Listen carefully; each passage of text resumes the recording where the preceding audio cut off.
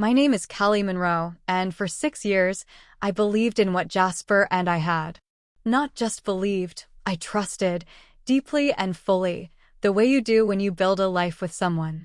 The kind of trust that grows from Saturday mornings tangled in bedsheets, road trips where silence feels just as intimate as conversation, and late-night kitchen talks about future babies and the color of our retirement beach house.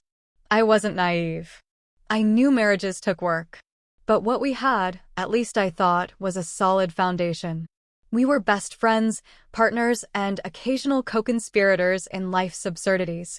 Married for 4 of those 6 years, we'd weathered tough career choices, family drama, even a plumbing catastrophe that destroyed our first apartment. But somewhere between the routines and the shared laughter, something began to change. I noticed it in small moments at first, the kind you brush off because they don't make sense, because they don't fit into the image you've worked so hard to create. Jasper started treating his phone like it was a ticking bomb. He used to leave it on the kitchen counter, unlocked, while he cooked or folded laundry. Now he carried it everywhere, even to the bathroom. One night, I reached for it to check the time while he was in the shower, and he leapt out, soap still in his hair, asking too casually, "Need something?" That moment stayed with me longer than it should have. I wanted to believe it was just something else. Work stress. A new project. A client he couldn't talk about. But then the silence between us started growing teeth. We used to fill the quiet with jokes, random thoughts, memories. Now, dinners were just the clink of silverware and the low hum of the news in the background. I'd ask him how his day went, and he'd respond with a vague busy.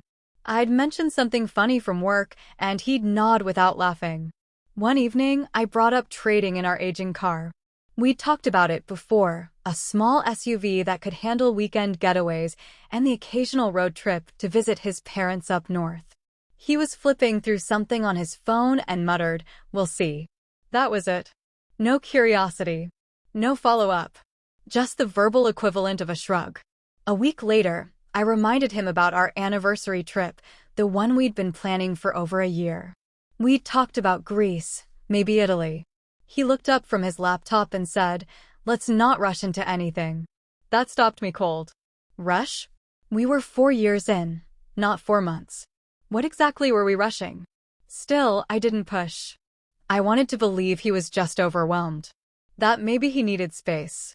I started Googling burnout signs in men and watching relationship advice videos late at night. I made his favorite lemon chicken on a Wednesday, hoping it would spark something: nostalgia, gratitude, a smile. He thanked me, pecked my cheek, and went to bed early without even asking how my day was. That was the moment the pit in my stomach became a permanent fixture. It wasn't just the phone or the silence, it was the absence of effort. Jasper had always been a thoughtful partner. He remembered little things: how I liked my coffee, the name of my high school best friend, what brand of pens I liked for my planner. Lately, it was like I'd become invisible, or worse, irrelevant. He didn't ask me questions anymore. Didn't initiate anything. I could have changed my hair color to neon green and he probably wouldn't have noticed. One night, I sat on our bed while he was brushing his teeth and stared at his side of the closet. The navy blazer I bought him for his birthday hung there, tags still on. A dusty gym bag slumped beneath it, untouched since spring. I tried to trace back to when the change had started. Was it gradual? Sudden? Was there a moment I missed? Something I did? Something I said? I found myself flipping through old photos on my phone, trying to compare his expressions then to the ones I saw now. In those pictures, he smiled freely, hands always somewhere on me, a knee, a waist, my shoulder. We used to laugh at how we couldn't keep our hands off each other, how even grocery shopping felt like a date. Now, his touch had become rare, almost mechanical. And still, I said nothing. That might sound strange, maybe even weak, but silence can be a strategy. I needed to understand what was happening before I confronted it. I needed to know if this was salvageable, or if I was just clinging to the remnants of a marriage that had already started to decay. So I observed. Quietly. Carefully. I started taking mental notes. The way he angled his phone away from me. The calls he took in the garage, car running but not going anywhere. The quick way he'd close tabs when I walked by his laptop. The way his smile no longer reached his eyes when we were with friends, though he still played the part of the doting husband well enough to fool everyone else. But I wasn't everyone else. I knew him. Or at least I thought I did. I began journaling again, something I hadn't done in years. Not to vent, but to document. Dates, phrases, behaviors. It made me feel sane, anchored. Like I wasn't just imagining the shift. Like I had proof that something real was unraveling. Still, despite the growing evidence, there was a small, desperate part of me that hoped I was wrong. That maybe he was planning a surprise. Maybe he was sick and didn't want to tell me yet. Maybe he was working with a therapist and just didn't know how to say it. I tried to give him the benefit of the doubt, even as the cracks in our life widened into fissures. Then one night, as I was brushing my teeth, I caught my reflection in the mirror and barely recognized myself. Not because I looked different, but because I felt different. Suspicion had crept into the space that used to be love. I wasn't crying or panicking. I was studying, preparing. Something was shifting between us. And whether he admitted it or not, I was beginning to see the truth for what it was. And I wasn't going to be caught unprepared. It was a Wednesday. I remember because I had client meetings all morning, and by the time I left the office, my head was pounding from too many spreadsheets and not enough coffee. The sun was out, surprisingly warm for early spring, and I decided to treat myself to a chai latte from Redwood Cafe. It wasn't far from my office, a cozy, brick-walled spot that Jasper and I used to frequent when we first moved into the neighborhood. Back when we still held hands across tables and split blueberry scones without thinking twice. Jasper had mentioned that morning that he was meeting someone for coffee after work. Ty, he said, a coworker from his project team. We're just catching up on deliverables before the Friday check-in. He said it casually, barely looking up from tying his shoes.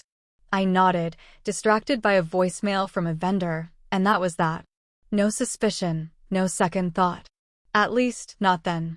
But as I walked up to Redwood Cafe that afternoon, something flickered in my chest. It wasn't intuition, not yet, but it was enough to make me slow down as I approached the big glass window.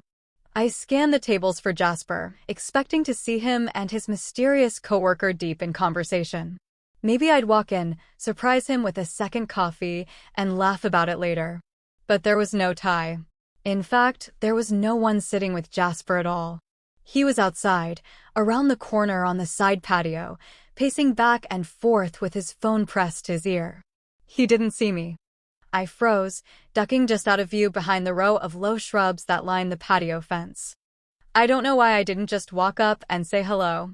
Maybe I wanted to hear who he was talking to. Maybe some part of me already knew. He was speaking low, but not low enough. The tone of his voice was tense, urgent in a way I hadn't heard in months. Not since the early days of our marriage when he was working double shifts trying to impress his boss. Now, his words were clipped, measured. It's almost finalized, he said. He paused, listening. No, she doesn't suspect anything, not really. After that, it's a clean start. A clean start. I didn't realize I was holding my breath until I felt the burn in my lungs. I backed away slowly, trying to steady my heartbeat. My first instinct was denial. Maybe he was talking about a project. Maybe he was helping a friend. But then he said, I'll make the move after the financials are aligned. Just keep it quiet for now. That was it. That was the line that turned my stomach inside out. I turned and walked quickly down the block, clutching my phone like a lifeline. My chai latte forgotten. My hands were shaking, cold despite the sunlight. I ducked into a bookstore 2 blocks away, pretending to browse while my mind raced in a dozen directions. Almost finalized. Clean start. Keep it quiet. He wasn't just hiding something. He was planning something.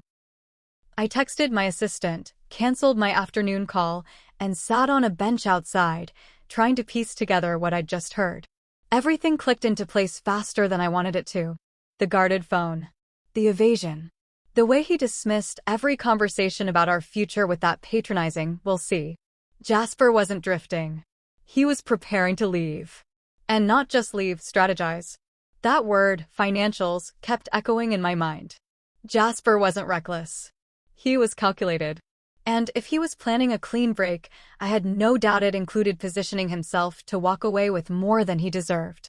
My brain toggled between betrayal and damage control. What did he have access to? What did he think he could claim? What had I been too trusting with? By the time I drove home that evening, I was calm. Not because I wasn't furious, but because the clarity gave me control. I knew something he didn't know, that I was aware. And that gave me time. He walked through the door an hour later, dropping his keys into the bowl by the hallway mirror like everything was fine.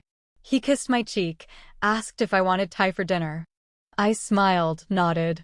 Sure, sounds good. I studied him as he scrolled through the menu on his phone. He looked relaxed, even smug. Like someone who had already won a game I didn't know I was playing. But I wasn't going to confront him yet. Not without a plan. I needed to understand the scope of what he thought he could take. What he thought I wouldn't notice. I played the part of the wife who had no idea her marriage was already being dismantled behind her back. That night, while he showered, I stood in the kitchen and stared out the window, heart pounding as I replayed his words over and over. It's almost finalized. I didn't cry. Not then. The tears came later, in the quiet of our bedroom, when he was snoring beside me like nothing had changed. I lay there, wide awake, counting the days we had spent together, trying to pinpoint when love had turned into a transaction for him. And I knew something else too. If Jasper thought I would just roll over and accept whatever plan he was cooking up in secret, he didn't know me at all. Let him believe he held all the cards. Let him whisper into his phone and meet with whoever he wanted. I would wait. I would listen. I would gather every red flag he left fluttering in the breeze and turn them into a shield. Because this wasn't just about heartbreak. It was about war.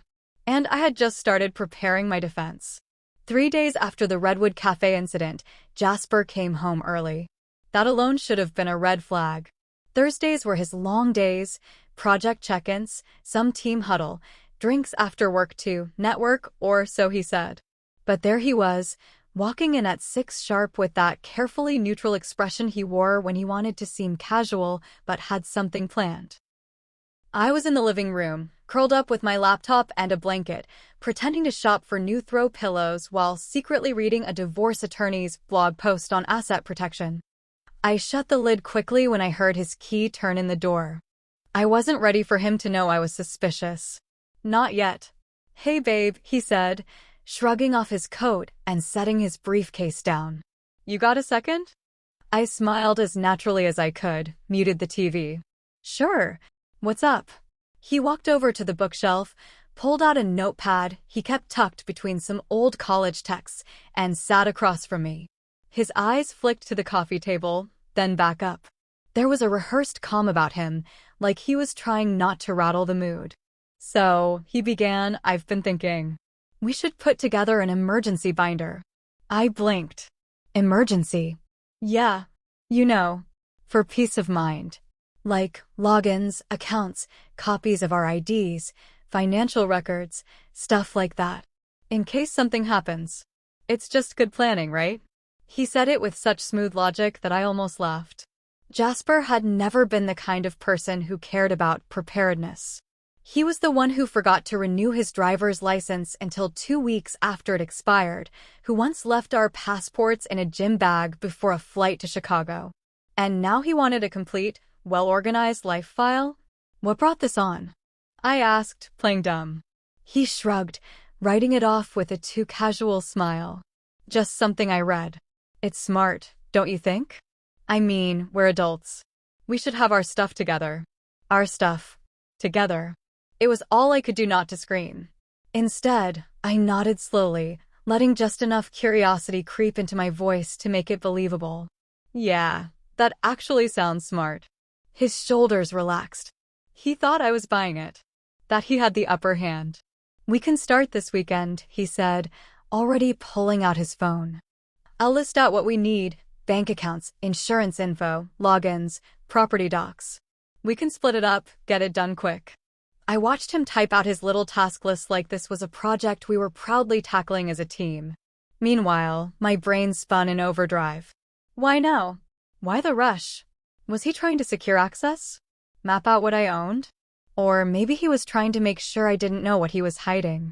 If he thought I was going to hand him a master key to my financial life, he was mistaken. But I smiled and nodded, even leaned forward like I was engaged. We should probably print everything too, I offered sweetly. You know, in case we lose access to our phones or something. He looked up at me and smiled. Exactly. That night, while he slept, I got up and opened my laptop in the hallway. I didn't want to risk him stirring beside me and catching a glow of light. I created a spreadsheet, my own emergency binder, but instead of organizing shared details, I started listing what was mine. My personal checking and savings accounts, my solo investment portfolio, my business bank accounts, the name of the lawyer who helped me set up the company years ago.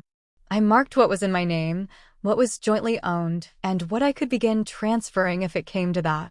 Because this wasn't about planning for an emergency. This was the emergency. Jasper wasn't trying to prepare us. He was trying to prepare himself for an exit. And the more I thought about it, the more the pieces clicked into place. He wanted access, or at the very least, a map of everything I had, so he could make his move and leave me scrambling. This binder wasn't about safety. It was a blueprint for a silent departure, and I had no intention of letting him walk away with half of what I'd built. Over the next 2 days, I let him lead the charge. He loved being in control, so I played into it. I brought him files, copied utility bills, even pretended to forget the password to our joint account so we could reset it together. All the while, I watched what he asked for, what he pushed toward, what he skipped. And I took notes, mental and written. At one point, he asked for access to my business accounts, just to list it all in one place. I laughed lightly, brushing it off. Oh, I keep those separate. You know how finicky business taxes are. Not even worth confusing things. He let it go. But I saw the flicker of something in his eyes, annoyance, maybe. Frustration that his fishing trip had come up dry. By the end of the weekend, we had a tidy blue binder with tabs and printouts and labeled sleeves. It looked like something straight from a Pinterest board. Jasper beamed like we'd just completed a home renovation. This is good, he said, tucking it onto the top shelf of our closet. It just feels smart, you know? I smiled and kissed his cheek. I feel better already. He didn't know the real binder, the one that mattered, was on a password-protected folder on my cloud drive, far away from his reach. And every document he requested only made me more certain. This wasn't love drifting away. This was premeditated. And I was done being the passive partner in his secret exit strategy. I was starting to build my own plan. One he wouldn't see coming. The morning I called Naomi Quinn, it was raining soft and steady, the kind of rain that fills gutters and keeps people inside. I sat at the kitchen table, my mug of black coffee untouched, my phone resting against my thumb like it weighed 1,000 pounds. My stomach was a knot of nerves and adrenaline. I'd rehearsed the call in my head for 2 days straight. Naomi and I hadn't spoken in years, not since law school, when we'd split our final semester working on different capstones. But I remembered her well. She had a mind like a steel trap and a spine built for courtroom warfare, though she had chosen estate law over litigation. Quiet power. Strategic thinking. The kind of woman who never showed her full hand until the win was guaranteed. When she answered, her voice was exactly the same. Calm. Measured. Naomi Quinn. Hey, I said, trying to sound casual and not like my life was unraveling. It's Callie. Callie Monroe. Well, Callie Harper back then. There was a beat of silence, then warmth. Callie. Wow. It's been ages. What's up? How's the legal world treating you? I shifted out of it a while ago. I run a consulting firm now. Small but steady. Good for you, she said. And Jasper? You're still married, right? I paused. That one word, married, clung to the edge of my teeth like something sour. Yes, technically. She picked up on it immediately. You want to come in? I was hoping for something discreet. A conversation, maybe a little advice. Over coffee. By that afternoon, we were seated in a corner booth at a quiet cafe on the west end of town. The rain had tapered off, leaving the windows streaked and the air damp with the smell of spring. Naomi wore a tailored black blazer and red lipstick like armor. I envied her clarity. So, she said gently after we ordered, "Tell me what's going on." I didn't sugarcoat it. I laid it out plainly. The guarded phone, the dodged questions, the Redwood Cafe call, the emergency binder. Her eyes never left mine, but I could see her lawyer brain churning beneath the surface, categorizing, assessing, connecting dots. When I finished, she nodded once, slowly. "He's preparing to leave," she said. "And he's planning to take more than his share when he goes." I exhaled, the truth both validating and terrifying to hear out loud. "But," she added, "you're ahead of him. That's the important part. We can work with this." I leaned forward. "What do I need to do?" She opened her legal pad, flipping to a clean page. "First, move your personal and business assets into protection, discreetly. We'll create a private family trust under a third party. Someone you trust implicitly. Your father, maybe? My dad, Eli. Retired firefighter. He'd do anything for me." "Perfect. We'll name him as the trustee. That keeps everything in the family and puts a legal barrier between Jasper and anything you don't want him to access. And that's solid? Callie, I've done this 100 times. Once it's in the trust, it's off the table. He can demand whatever he wants, but if it doesn't exist under your name, it's not his to take." The wave of relief was almost overwhelming. "And what about the house? You said it's in both your names?" I nodded. "Then you'll move your half into the trust. It reduces his claim. We'll make it look like estate planning, completely normal for couples in their mid-30s preparing for future security. Especially after that whole emergency binder nonsense." He practically gave you the excuse. We mapped everything out over the next hour. She asked for account details, approximate balances, property information, corporate filings for my business. I provided everything. By the end of our meeting, Naomi had a strategy that felt like a lifeline. I wasn't flailing anymore. I had traction. Protection. A plan. The next week was a blur of careful execution. I met Naomi twice more in her office, sleek, glass-paneled, and tastefully minimal, tucked between two art galleries in the Arts District. She handled every legal form, every filing. I signed documents with shaky fingers, watching my assets disappear from my name like vanishing ink, only to reappear under the name of the Harper Trust, anchored safely under my father's guardianship. Dad didn't ask questions when I explained what I needed. He looked at me, saw something in my eyes, and said, "Whatever you need, sweetheart. I've got you." I left just enough in our joint accounts to keep things looking normal. Enough to pay bills, cover groceries, continue our routines. Jasper didn't even blink. He still didn't know I had pulled everything of value out from under him. What surprised me most was how calm I felt. Not vindictive. Not even angry, though that simmered underneath like a quiet burn. Mostly, I felt clear. Like fog had finally lifted and I could see the road ahead, even if it wasn't the road I'd planned to take. One night, as I logged into the Harper Trust portal Naomi set up, I realized something else, something that made my chest tighten. I had created all this. The business, the savings, the home equity. I'd been building the foundation of our life while Jasper, apparently, had been planning his escape. And now? He wouldn't get a dime more than what he earned. I closed my laptop and walked into the kitchen, watching Jasper stir pasta at the stove. He smiled when he saw me. "Want wine?" I smiled back. "Love some." We drank it together, ate dinner like nothing was wrong. But in my mind, I wasn't sitting across from my husband anymore. I was sitting across from a man who thought he was smarter than me. And he was about to learn that he'd underestimated the wrong woman. I used to think the hardest part of betrayal would be the moment you discover it, the way your stomach drops, how the world tilts just a little on its axis. But I was wrong.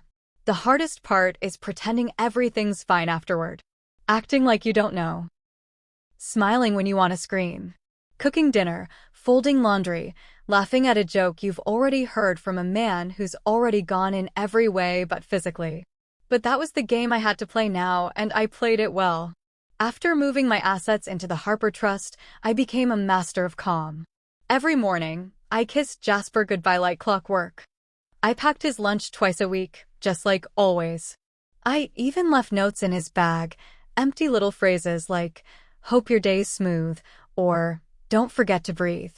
They made me sick to write, but they served a purpose: distraction. I needed him comfortable, unaware. I needed him to believe that whatever doubts I'd had were gone, that I was still the same devoted, clueless wife he thought I was. And he bought it. The irony was almost insulting.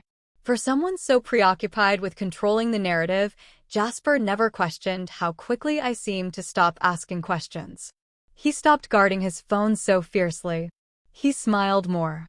He started humming again while brushing his teeth, that same off-key melody he used to whistle during Sunday hikes. It was as if my compliance was confirmation that everything was going exactly according to his plan. In truth, his new lightness made me more suspicious. It wasn't relief, it was arrogance. He was no longer bracing for resistance because he believed he'd already won. The binder had been created. The bank account still showed routine transactions. I'd made no moves that would trigger alarm bells. But that wasn't because I hadn't acted. It was because I'd acted quietly, cleanly, and early. That's what Jasper never anticipated, that while he was plotting his future behind my back, I was building the firewall that would stop him from stealing mine. And so, I kept pretending. I made small talk over breakfast, asked about his coworkers, even remembered to mention Ty every now and then to see if he flinched. He never did. The name had clearly been a cover. I wondered if Ty even existed or if it was just the most gender-neutral decoy he could conjure at the time. I never asked again. Why give him the satisfaction? Instead, I turned my energy inward. I dove into work, shoring up contracts with my clients, meeting with my accountant to ensure everything on my end stayed tight. I made sure my business was bulletproof. No loose strings, no shared ownership, no gaps Jasper could slip through if things got messy. I even went so far as to meet with a therapist. Not because I needed fixing, but because I needed space to say everything I couldn't say out loud at home. Dr. Lang was a soft-spoken woman with sharp eyes and a notepad she rarely wrote on. She listened as I unpacked the pieces of a marriage that had unraveled behind pleasantries and polite routines. "You're grieving something in real time," she told me during our third session. "And yet you're still in the environment that's causing the grief. That's incredibly difficult." I nodded, staring at my hands. It's like holding a funeral in my own house every day and still having to set the table for dinner. She didn't respond right away. Just watched me quietly, like she understood far more than she let on. "That's not weakness," she said finally. "That's strategy. You're enduring so you can survive. You're preparing." Yes, I thought. Exactly. I was preparing. One night, a week after my second meeting with Naomi, Jasper brought up the idea of resetting our marriage. He'd poured us both a glass of wine, Merlot, the one he knew I barely tolerated, and sat beside me on the couch, overly casual. "I feel like we've drifted a little," he said, fingers brushing mine. "It might help to, I don't know, reconnect. Get out of town. Just us. Remember what we're about." I blinked, stunned for a moment by the audacity. He looked so genuine, so invested. But it wasn't real. It was strategy. Maybe he sensed something slipping. Maybe he thought a little charm could soften the blow before he lowered it. "That sounds nice," I said evenly. "Maybe for our anniversary?" He smiled. Exactly what I was thinking. Liar. He didn't know I'd already seen the email to Serena a week earlier. A half-deleted draft I'd caught in a shared tablet we rarely used. Anniversary weekend might be the best time. She'll be off guard. It was still in his outbox, never sent. But it was enough. Serena. The name hadn't meant anything to me yet, but I stored it. Logged it. I would find out everything later. For now, I played the part he cast me in, trusting, affectionate, a little tired but still hanging on. That night, I let him hold me. I even let him kiss my shoulder the way he used to. I let him believe I was his, still his. Because it cost me nothing to play along. And every day he didn't suspect me was another day I got stronger, another day closer to the moment I would no longer need to pretend. In the meantime, I found comfort in small victories. Like the moment I logged into the Harper Trust account and saw the final confirmation, the house deed transfer had gone through. My half of the home, our biggest asset, was safely out of reach. Jasper could demand whatever he wanted in theory, but legally, he'd get a fraction of what he expected. Or the evening I overheard him in the garage on the phone, speaking in hushed tones, likely to Serena. I stood by the laundry door, unseen, and heard him laugh softly. "Soon," he said. "It's just about timing now." Timing, indeed. Let him think he was steering this ship. Let him whisper promises to another woman and believe he'd sail away with everything intact. Because when the time came, when he made his move, I would be ready. And he would have no idea how far I'd already gone to protect what was mine. It was a Thursday evening when it finally happened. Not dramatic. Not explosive. Not the tear-soaked climax you'd expect after weeks of deception and hidden agendas. No, Jasper was far too calculated for that. He chose calm, chosen words, and a perfectly staged setting, as if this were just another conversation about groceries or which light bulbs to buy for the hallway. I think that was the part that stunned me most, how neat and polished he wanted his betrayal to look. I'd just finished folding laundry in our bedroom. The scent of lavender dryer sheets still clung to my sleeves when he called my name from the living room. "Callie, can we talk for a minute?" The tone gave him away. I knew, of course. I'd known for weeks. But still, hearing him, it lodged something hard in my throat. I swallowed it down, set the last shirt into the drawer, and walked out to meet him. He was sitting on the edge of the couch, elbows on knees, hands loosely clasped like he was preparing for a job interview. The TV was off. The blinds were drawn. No distractions, no noise. Just us. I sat across from him and waited. He took a breath and looked up. "I've been thinking a lot lately." Here it comes, I thought. The grand reveal. The performance. I feel like he paused, shaking his head like he was searching for the right way to word it. "I think we need to separate." He said it slowly, carefully, like he wanted the words to sound gentle, respectful, even compassionate. But I could hear the rehearsed rhythm in it. He'd practiced this. Probably in the mirror. Maybe with her. "I need time," he continued, "to figure myself out. I've been feeling lost, and I realized I can't do that while pretending everything's okay." Pretending. That was rich coming from him. I didn't flinch. I didn't blink. I didn't even cross my arms. I just nodded, like I was listening to a podcast I'd already heard before. "I've been talking to someone," he added, voice softening. "Her name's Serena. She's been a great listener." Serena. There it was.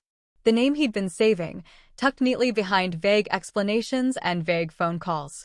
He said it like it was no big deal, as if bringing another woman into our marriage was somehow noble because he'd finally decided to be honest about it. "She helped me see things more clearly," he said. I watched him closely. Not because I needed the details, those would come later, but because I wanted to see if he believed what he was saying. If he truly thought this was growth, or healing, or some kind of necessary journey of self-discovery. But what I saw wasn't clarity. It was relief. He was relieved to finally get this part over with. I nodded again, slow and deliberate. He blinked. "You're taking this really well." I smiled, just slightly. "You've been preparing for this for a while." "So have I." That gave him pause. Just a flicker of hesitation in his eyes, barely noticeable. But it was there. The first crack in his carefully crafted monologue. He tilted his head, watching me. "What do you mean?" I shrugged, leaning back on the couch, calm as ever. "Things haven't been right for months, Jasper. You started guarding your phone like it was a classified dossier. You brushed off every conversation about our future. You stopped being present. This separation?" I gestured between us. "It's not a surprise." He swallowed, and for the first time, he looked unsure. I didn't press. I didn't accuse him.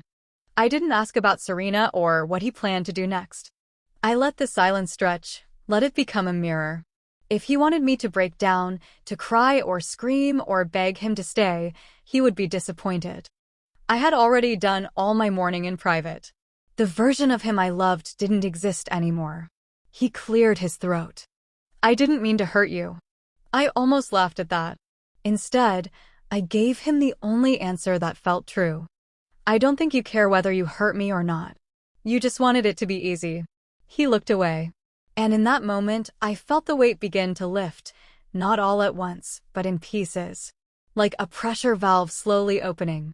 Because the man sitting in front of me was not the man I'd built a life with. He wasn't my partner anymore. He was a stranger reciting lines from a script written without my consent. I stood slowly. I think you should stay at your sister's tonight. He blinked again. I thought we could talk more. Ease into this. No, I said, calm and firm. I think space would be good. For both of us. He nodded reluctantly, then stood. He didn't move right away. He looked at the bookshelf, the coffee table, the photos still hanging in the hallway. I could see it dawning on him that this was real, that the life he'd been preparing to leave was already shutting its doors behind him. I'll grab a few things, he said. I stepped aside and let him pass. He returned 20 minutes later with a duffel bag and his laptop. He paused at the door, turning once like he might say something else. But I didn't give him the chance. Take care of yourself, I said flatly. He nodded, then left. The door clicked shut behind him with a quiet finality. And I stood there, just listening. No tears came. No collapse. Only breath. Deep and steady. I walked back into the living room and sat where he'd been. My hands rested on my knees, my eyes on the clock above the mantel. 8:43 p.m. I noted the time not for sentiment, but for record-keeping. That was the moment Jasper Monroe left our marriage. And I didn't chase after him. I didn't crumble. I just sat in the house I had protected, the life I had quietly preserved, and finally let myself feel the quiet power of knowing I had already won the battle he hadn't even realized we were fighting. He thought he was taking control. But all he'd really done was hand me the last piece of evidence I needed to finish what he started. And I was ready. The divorce papers arrived on a rainy Monday morning, dropped at my doorstep in a sleek manila envelope as if they were just another piece of mail. No signature required. No knock. Just left there like trash, like the ending of 6 years could be delivered without ceremony. I stood in my foyer, staring down at the envelope, heart still and mind sharp. I already knew what was inside.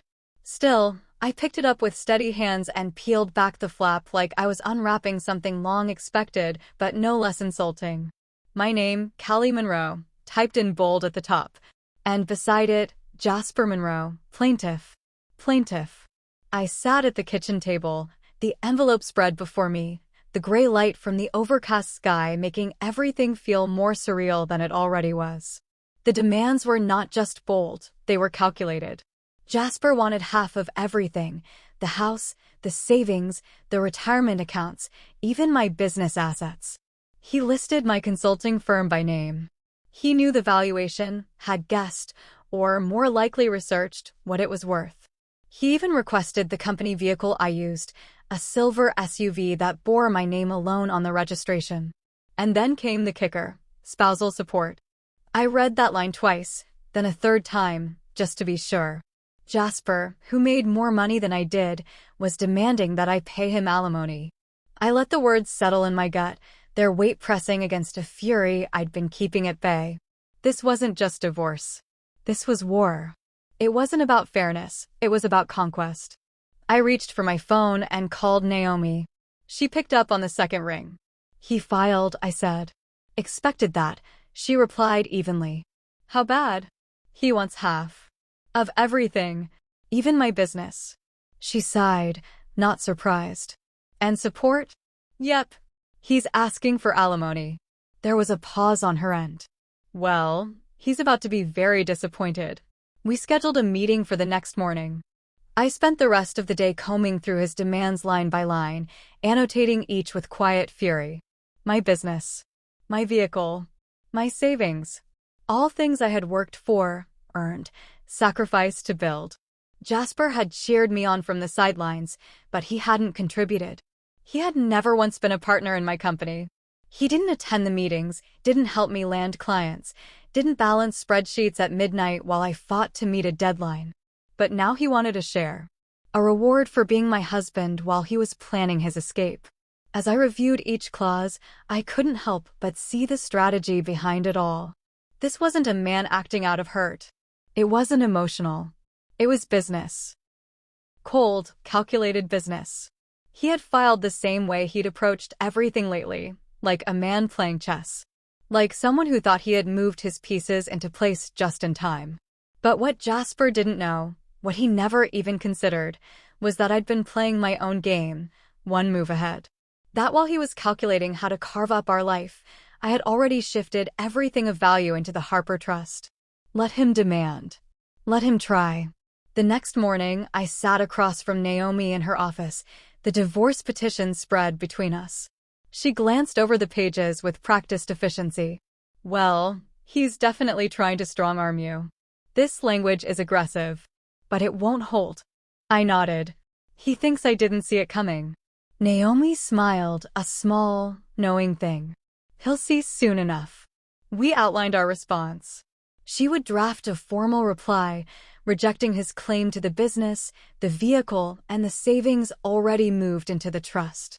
She'd cite our state's asset protection laws, the timeline of transfers, and the legal separation of marital and non-marital assets. Jasper's claim had no standing. He might bluff, but legally, he had no leverage.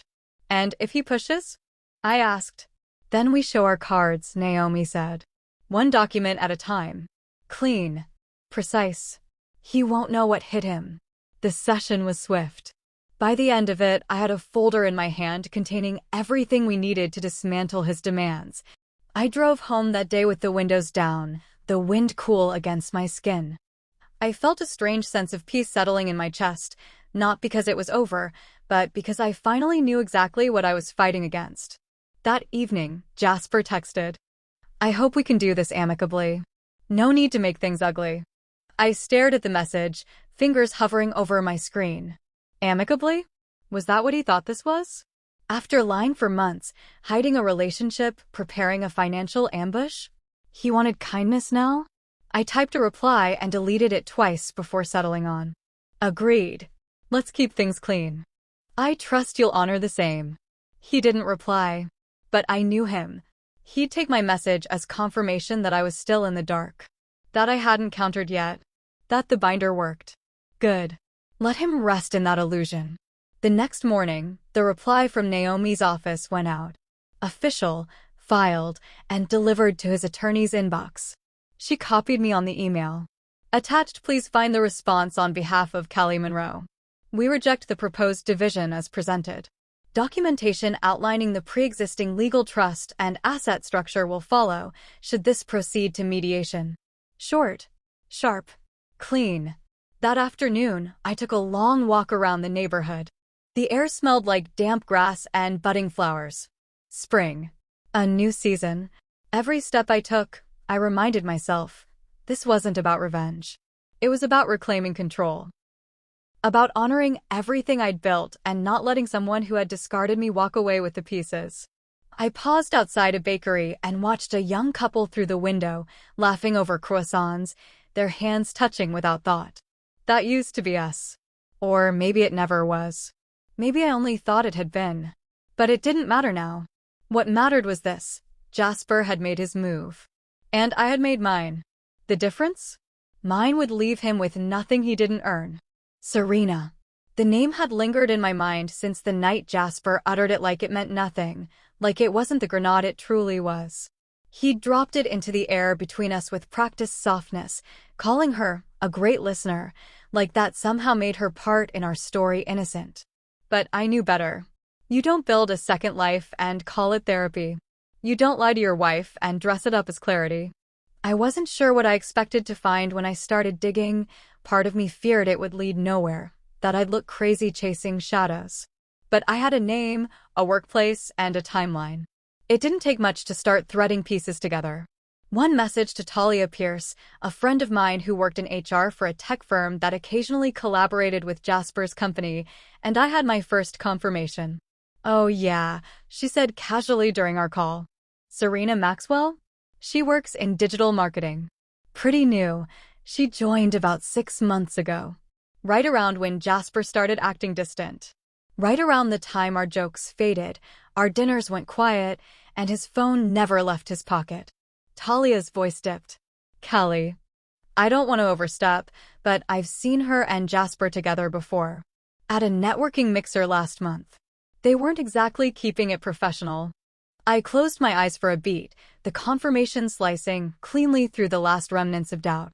What do you mean? I mean they came in together. Sat close. He had his hand on her back more than once.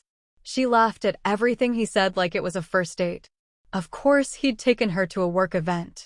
He always needed to feel admired in public, adored. I wondered if he'd told her about me at all, or if I'd just become an inconvenient footnote in his story of self-discovery. Talia hesitated, then said, Callie, you want screenshots? I blinked. Screenshots? She exhaled. Her socials are public. She overshares. Photos, location tags, captions. She's posted stuff with Jasper before, I just know it. I'll forward you what I find. An hour later, my phone buzzed. The first image was them at Redwood Cafe, my cafe, sitting outside, sipping iced coffees like they were the only two people in the world. The date matched the day Jasper said he was meeting Ty.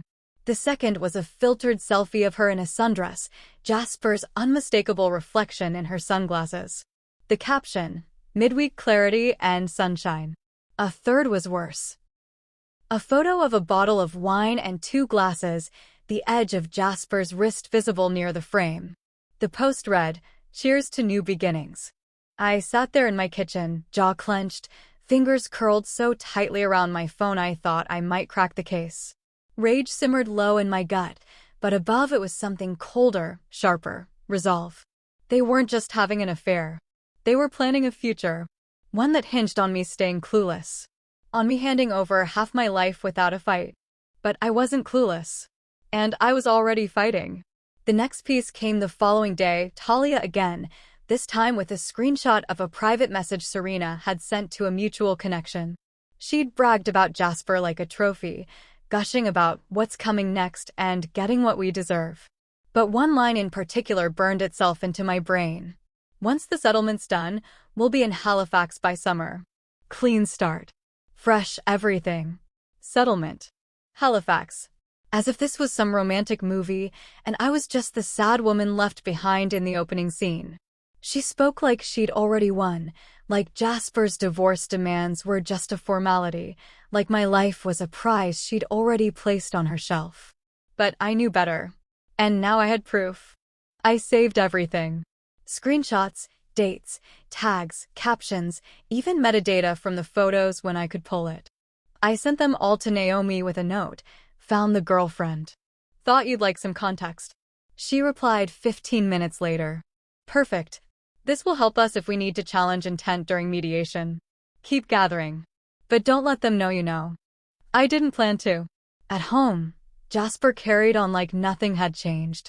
He stayed at his sister Mel's during the week but stopped by every few days to pick up mail or act concerned about our dog, Max, who barely acknowledged him anymore.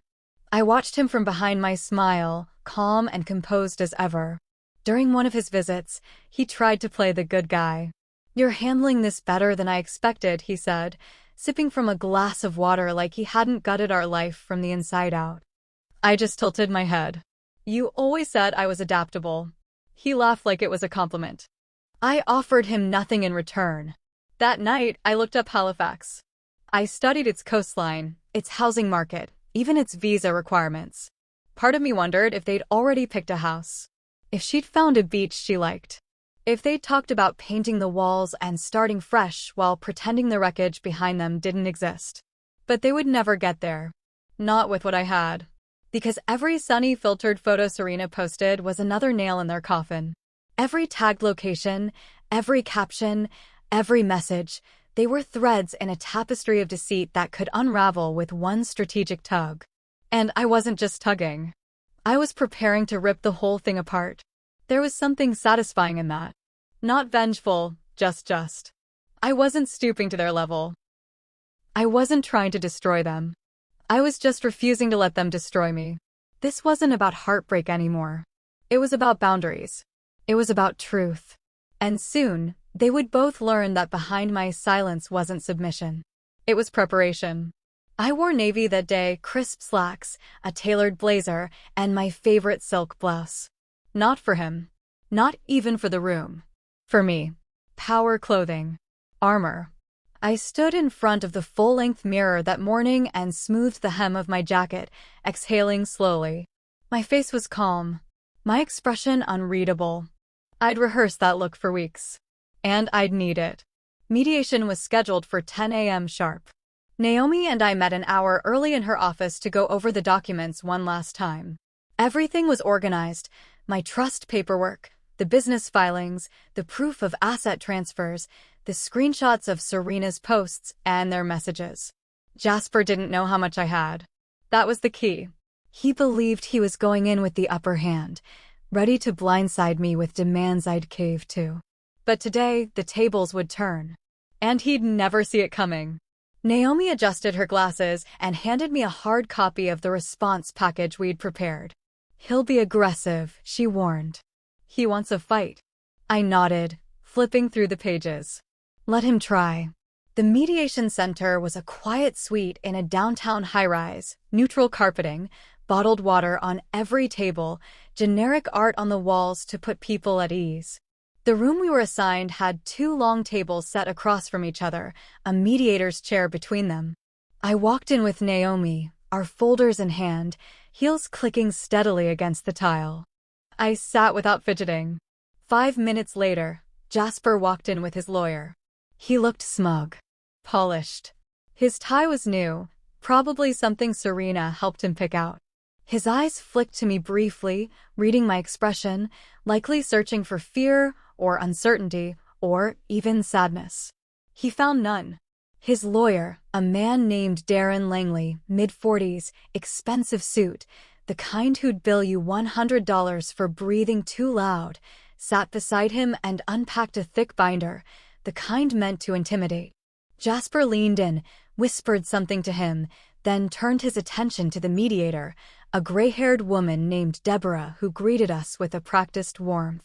We started with opening remarks. Deborah kept the tone civil, reminding us that this was a space for negotiation, not argument. I listened, nodding at all the right moments, hands folded neatly on the table. Naomi did the same. Jasper didn't speak much, he let Langley do the talking. And when Langley opened that binder and began laying out their demands, I saw Jasper lean back, arms crossed, like this was a foregone conclusion. Half of the house. Half of the business. Half of the savings. Spousal support. Naomi didn't even flinch. When Langley finished, she smiled politely and said, "Thank you."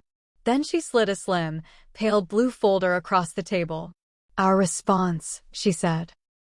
"You'll find documentation regarding asset protection, non-marital holdings, and transfer timelines. You'll also see attached evidence of communications that indicate premeditated action on the part of your client, including his intent to profit from the divorce." Langley blinked, caught off guard by the elegance of her delivery. Jasper leaned forward, brows tightening. Langley opened the folder. He flipped the first page. Then the second. His mouth pressed into a line. On page 3, I watched him pale. He looked up at Jasper and murmured, "You didn't tell me about this." Jasper frowned. "About what?" Naomi folded her hands and sat back. "Every financial asset my client held has been legally placed in a protected family trust under a third-party trustee. The transfers occurred well in advance of your client's filing.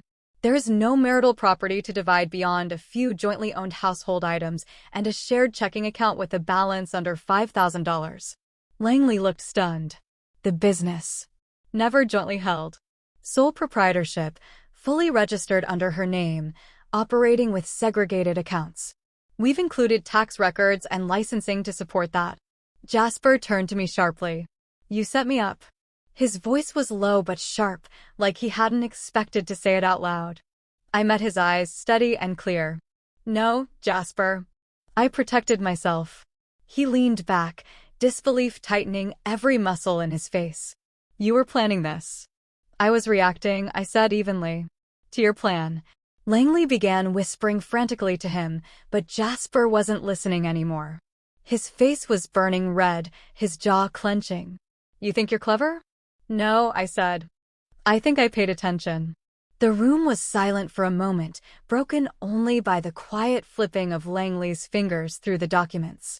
The binder he brought remained untouched. All his demands, his confident little war manual, now irrelevant. Naomi didn't gloat. She didn't need to. The paperwork did it for her.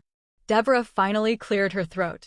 Mr. Langley, given the information presented, would you like time to review and adjust your client's position? Langley nodded stiffly.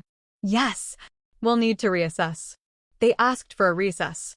Naomi and I left the room and waited in the hallway, sipping coffee from a vending machine and pretending this was just another Tuesday.